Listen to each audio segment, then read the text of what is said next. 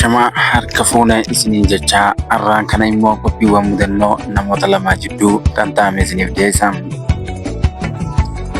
Qophiin kun immoo qophii jaalalaa jaalalleen lamaan kan wal jaalatan gidduutti yeroo ammaan duraatiif taa'amee turedha. Mudannoo jaalalaa keessatti nama wanti adda addaa ni mudata. Kana waggaan yoo immoo garuu jaalala keessatti maaltu mudate kan jedhu namni tokko immoo jaalallee isaa kan akkaan jaalatu ture. Jaalalleen isaa immoo isa hin jaalattu turte. Jaalalleen isaa yeroo hedduudhaafis yaada jaalala isaatiif inni dhiyeessuufis kabajuu dhabuun yeroo hedduuf tarkaanfii garaagaraa fudhachaa turte. Isiin barattuu barnootaati, inni immoo nama baratu miti. Yeroo adda addaatiif gara fuula isiitti dhiyaatee waa'ee jaalalaatii fi akkasumas gaaffii adda addaa dhiyeessaatiif ture. Yeroo garaagaraatiifis ganamaas galgalaas fuula isiitti dhiyaatee jaalalleetii akkam nagaa fayyaa jechuun haasa'isaati ture. Osooniif akkanatti jiraatanii gara waggaa lama waliin kan turanidha. Osoo waliin deemaa jiranii booda keessa immoo jaalalleen isaa tun immoo isa kana osoo laaltu rakkoo hamaa miidhaa inni qabu fuula ija isaa irratti arguun if duuba san deebite taate. Erga kanaatiin booda immoo yeroo tokko mana isaanii dhaqee wayita inni si ilaalu jirutti ganda isaaniitiin sodaa ganda isaaniitii waliin dhokatee osoo inni jiru argite. Kana jetteen gurbaan kun rakkoo adda addaa nafatti yaalaa jira, miidhaa garaagaraa nafa geggeessuuf deemaa jira jechuun faamilii isiitti himte.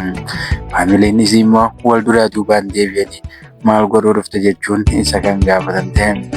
Innis nama dhiiraatii fi nama kabajaa qabu waan ta'eef calliseetuma biraa kan garagalee ture. Gaafa biraa ifuma isiitiif ballamtee fi ollaa isaaniitti akkaaniif dhufu goote galchite.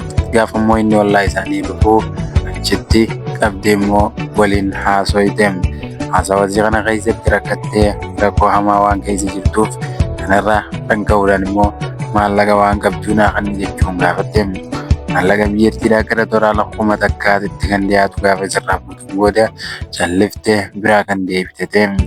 Hayyee jechuudhaan erga isiin maallaqa kana kanneefiin boodaas haajaa isiitiinis baatee yeroo hedduu isaafis ni bilbilti. Jaalala kana keessatti immoo osoo ni faala kanaan jiranii jaalalleen isaa tun immoo namoota biraatis hedduu takkaas ni jiraachanti. Kaadhimaa biraatis waan qabduuf wal duraa duubaan deebitee karoora ishee adda baasuuf jaalte. Kaaniif isa dhiiftee nama biraa heerumtuufis karoora ishee qopheeffatteetis turte. Isa kana immoo yeroo hedduuf maallaqa baay'ee irraa nyaachuu bira kuttee yeroo tokkottii fi ji'a tokko irratti maallaqa hedduu irraa argachuu eegalte. Innis haala qabeenya isaa qabuun qabeenya kanaas yeroo hunda osoo isii cinaattiinis hojjetu maallaqa guddaa irratti baaseeti ture. Osooniif walitti hisaabanii doolaara miliyoona fakkaa ol isii irratti kan fidate. Jaalalleen isii kun immoo seenaa hamtuu addunyaa irratti mudataniitu isa mudate. Garagalee dhuma irratti isii tan immoo warra isaaniitiin an biyyarraa na baasaa jechuun akka isiin biyyarraa baatuuf warri isaanii tarkaanfii cimaa ishiidhaaf godhan. Dhuma irrattiinis immoo deebi'ee miidiyoon kun akka biyyarraa baatu isii waan hin feeneef jaalallee isaa tan immoo ganda isaanii jala deemee kan boo'ee ture. Maali jechuun wayita gaafatan ishee tan immoo qabeenya qiyyeedduun itti fidadheetis jira. Gaammaatiifis immoo jaalala dhugaan si qaba jechuun na sossobaati turte. Kamiin amma immoo na jalaa fuutanii isinis gara biyya alaa baafachiisuudhaafis yaaltan jechuudhaan gaafate. Garuu gaaffii inni gaafate kana irratti ilaaltee yaadni kiyyaaf yaadni isaatis tokko miti. Naaf inni waliin jaalannee waliin beekne jechuun himte. Doolaara kuma miliyoona takka guutuun itti fidee jira. Jaalallee xiyya tan akkaaniif naa deebiftan akkaa'u immoo maallaqa biyya akka naa kafaltan jechuun warra isaaniitti himateeti ture. Warri isaanii immoo wal duraa duubaan ajaa'ibsiifatanii ati maallaqa dila kana eessa geessitee eessatti nyaattee eessatti fixxe jechuun isii gaafatanii turan. Isinis immoo gaafa yeroo hedduutiifis rakkoo barnootaa irra osoo hin jiruutis namni na gargaaraa turee fi wantoota adda addaatis na godhaa ture isa waan ta'eef qabeenyi kun tana keessatti kan miidhame jechuun itti himteeti turte. Dubasoo akkam goonaa qabeenya kun akkamitti isaa deebi'u akkamitti immoo haa ba'u jechuus wal duraa duubaan warreen kun wal gaafachuu eegalan. Barreessiidhaan nuti maallaqa hanga kana gowwaan hin qabneef isuma deebinee si kannina isuma naqaasii goona malee wanni biraa hin jirtu jechuun dubbatan. Isinis eeyyee taate hanga biyya alaa deemurra isumaaf naqaana godhaa jechuun qabeenya kana ilaalchee callistee turte. Isin immoo karoora isheetitti qabeenya isaatiin akka gara biyya alaa baatuuf qophii kee xumurteeti jirti. Gabooda immoo qabeenya isaa kana qopheessitee hedduummeeffattee haatee gara biyya alaa deemeen of dalagaa ati immoo taayitii armaa hojjedhu waan qabnu booda immoo walitti fidnee bultii teenyatti deebine jechuun isa ifirraa sossobuu eegalte. Osoo inni fuudhee hin galfatiniin duratti osoo mana isaanii turtuu karoora kana kan itti karoorsitee jirti. Duraanis barnootaas erga maallaqa isaatiin baratteef ammaafis immoo deebitee karoora kana irratti yaadde.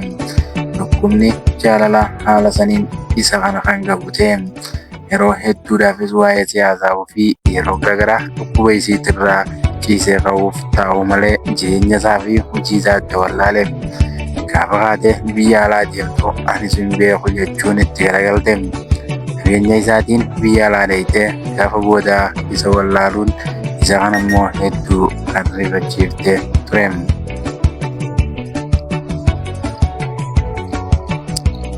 Kun immoo garuutu isaafis miidhaa ta'ee kamitti haa fayyu kamitti haa raawwasu jechuun yaalii hedduu kan isa keessa baasee turte. Kunii fi kan ammaan duraatis natti tokko mi'aan kamtee haa jiraatu jechuun yaalii jaalalaatii fi mudannoo isa irrattis hojjete.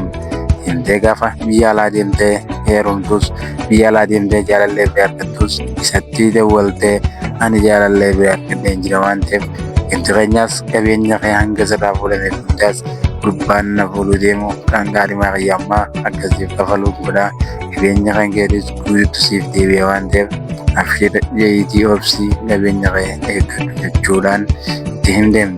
Yeroo immoo jaalalleen isiidhaa kunis ani qabeenya jila sanii kafaluus hin qabu waan ta'eef jiruu xiyyaas hin balleessin qabeenya namaatis hin laaqin jechuun yaada isiidhaa irratti fashaleesse.